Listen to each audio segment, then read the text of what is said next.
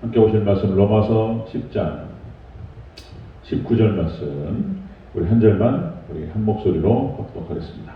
시작. 그러나 내가 말하노니 이스라엘이 알지 못하였느냐. 먼저 모세가 이르되 내 백성 아닌 자로서 너희를 시기나게 하며 미련한 백성으로서 너희를 노엽게 하리라 하였고. 아멘. 네, 인사하겠습니다. 오직 예수님, 예수님의 은혜와 평강이 넘치시기를 축원합니다. 아멘. 오늘 함께 읽으신 로마서 10장 19절 말씀, 오늘 본문은 그대로 이스라엘 교만에 대한 하나님의 대처라는 제목으로 말씀드리겠습니다. 이스라엘 교만에 대한 하나님의 대처. 자, 우리가 지난 시간에 유대인들에 대한 복음의 상황 묘사 이렇게 했죠. 당시 유대인들에 대한 복음의 상황 묘사. 자, 여러분들 사도행전 1장 8절을 인용했죠. 성령이 너희에게 임하시면 너희가 권능을 받고 예루살렘과 온 유대와 사마리아와 땅까지 이르되 증인되리라. 복음이 당시에 예루살렘 전역으로 그리고 온 유대로 사마리아로 해서 쫙 퍼져나갔던 것을 볼 수 있었습니다. 유대인들이 자신들은 복음을 듣지 못했다, 몰랐다 이렇게 얘기할 수 없다는 것입니다. 당시의 복음적 상황 묘사는 그렇게 표현되었다.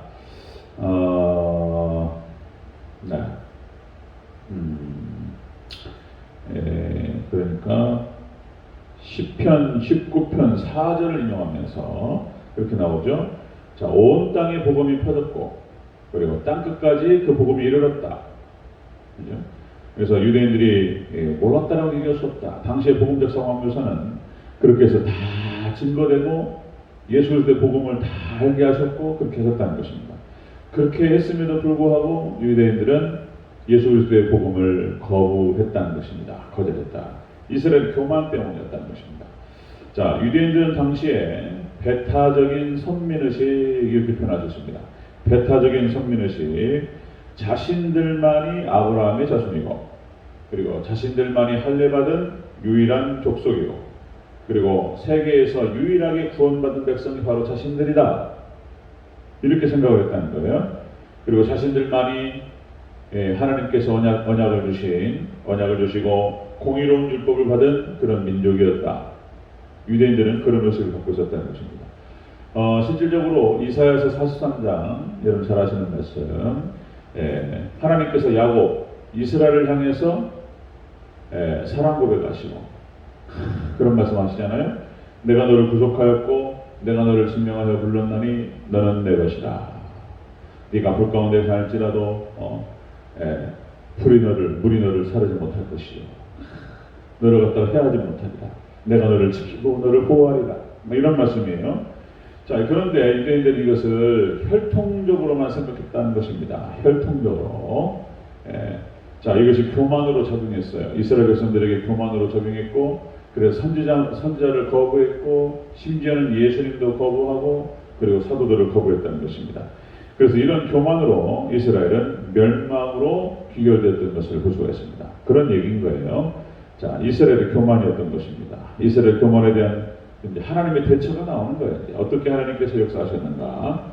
자, 이스라엘 교만. 첫 번째로 이스라엘이 복음을 알았다는 것입니다.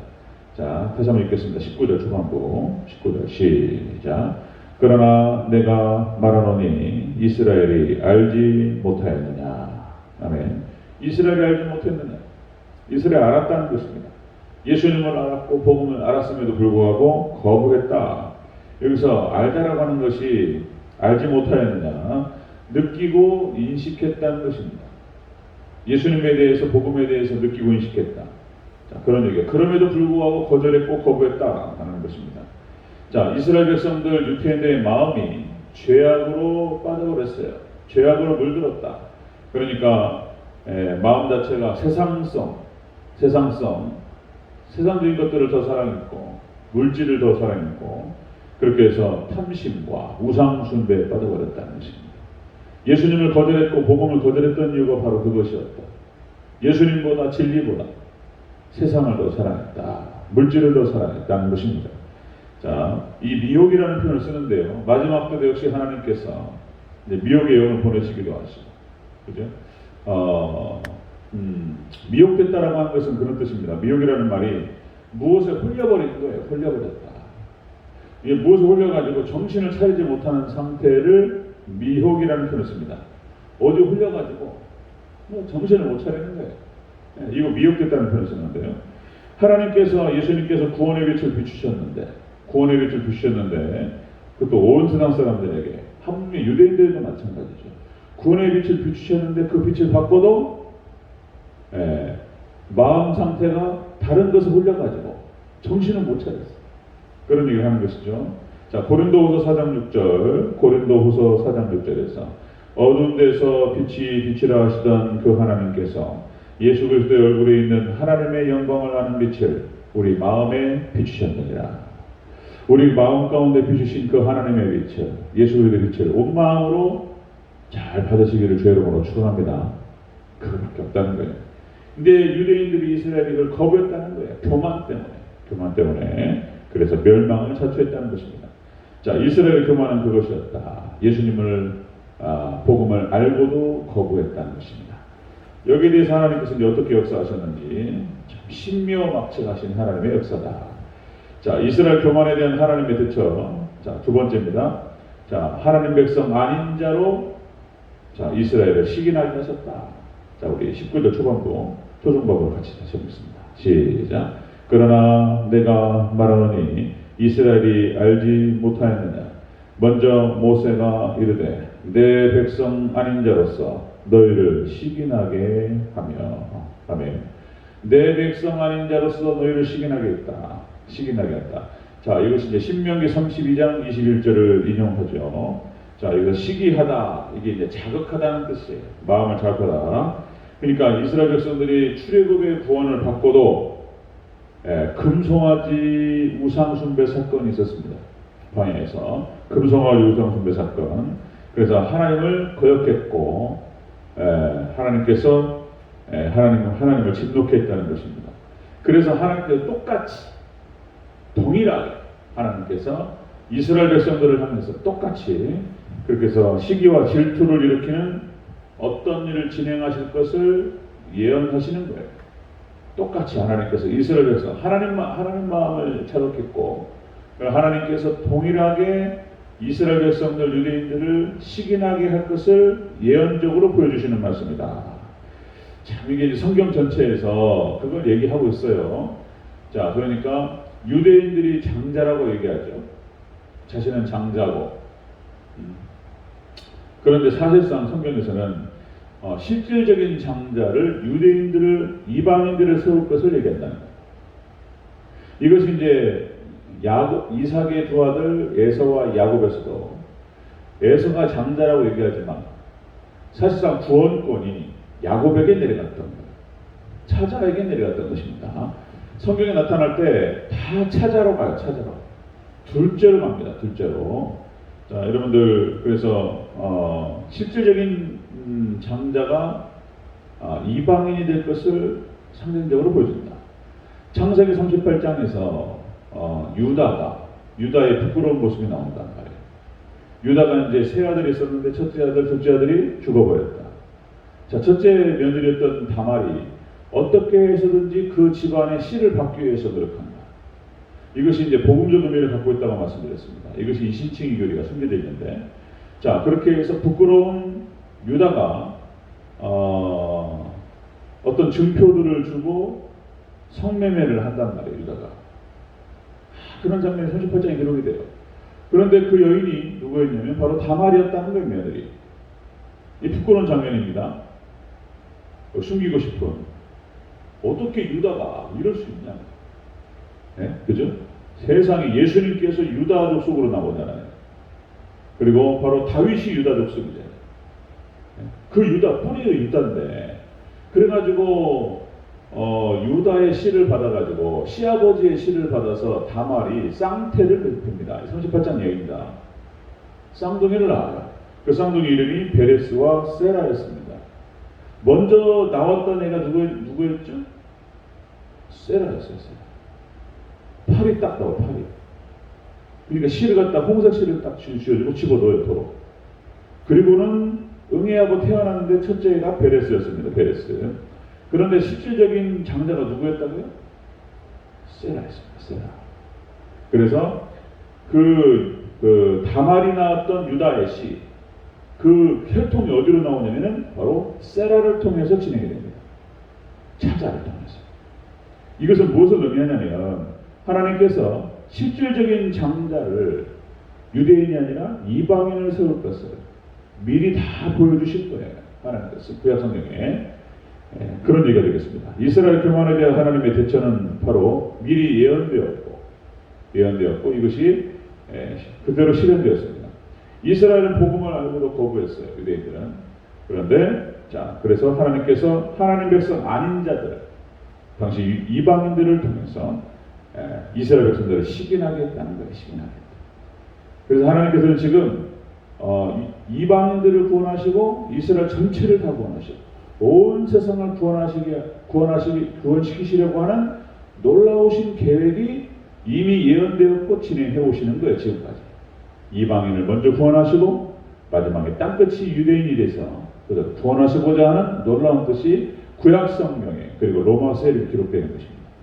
자, 세 번째 보겠습니다. 이스라엘 교만에 대한 하나님의 대처. 세 번째, 미련한 백성으로서 이스라엘을 노엽게 했다.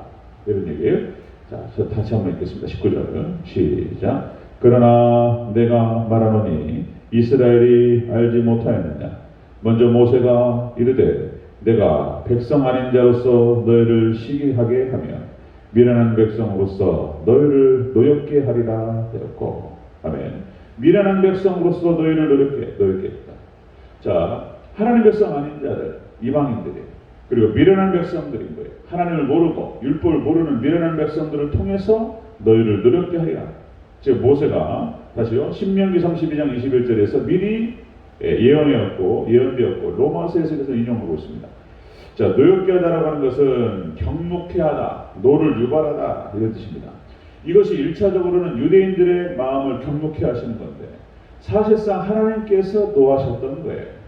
1차적인 의미는 유대인을 향하고 있는데 2차적인 그 내면적인 의미는 하나님께서 노하셨다는 것입니다. 자, 로마서 2장 2절에서 이런 일을 행하는 자에게 하나님의 심판이 진리대로 되는 줄 우리가 아노라. 하나님께서는 심은 대로 진리대로 심판하시는 줄로 믿습니다. 진리대로 심판하십니다. 자, 유대인들이 스스로 심판을 자초했다. 그들이 예수님을 거부했고 복음을 거부했기 때문에. 그러나 놀랍게도 합력하여 선을 이루시는 하나님께서, 모든 것이 합력하여 선을 이루시는 하나님께서 유대인들이 거부했지만 그것을 통해서 하나님께서 하나님 백성 아닌 자로 이스라엘을 시기나게 하시고 미련한 백성으로서 이스라엘을 노엽게 하셨다. 이렇게 해가지고 하나님께서 그 구원이, 놀라운 구원의 역사가 이방인이 먼저 받게 하셨다. 그래서 복음이 유대인을 떠나서 유럽으로 건너가고 전 세계를 돕니다. 우리까지 그 복음이 왔고, 그리고 이제 그 복음이 다시 유대 이스라엘로 향하게 하시는 땅끝인 거예요. 하나님의 놀라우신 역사입니다. 이것이. 자, 이것이 구약 성경에서 미리 그렇게 예언되었다. 다 찾아야 해요. 심지어는 에스더도 둘째 부인이에요. 그죠? 그러니까 하나님께서 다 거기 심어놓으셨어요.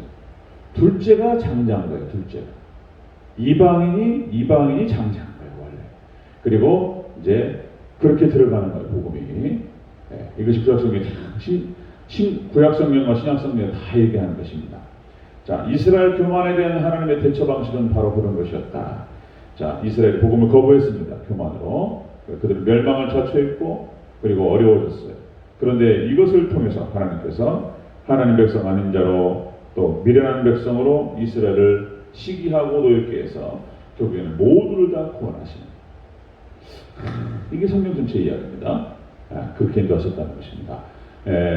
하나님께서는 모든 것이 합력하여서 택함 받은 백성 안에서 모든 것이 합력하여 선을 이루시는 하나님의 놀라운 역사를, 하나님의 구원 역사만 바라보시기를 주여로 축원합니다. 결국에는 하나님께서 역사하십니다.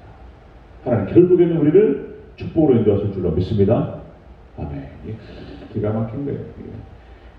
오직 예수님만 붙드시고 예수님 안에서 참된 기쁨과 평강을 누리시기를 주의 이름으로 축원합니다. 아멘. 기도하겠습니다.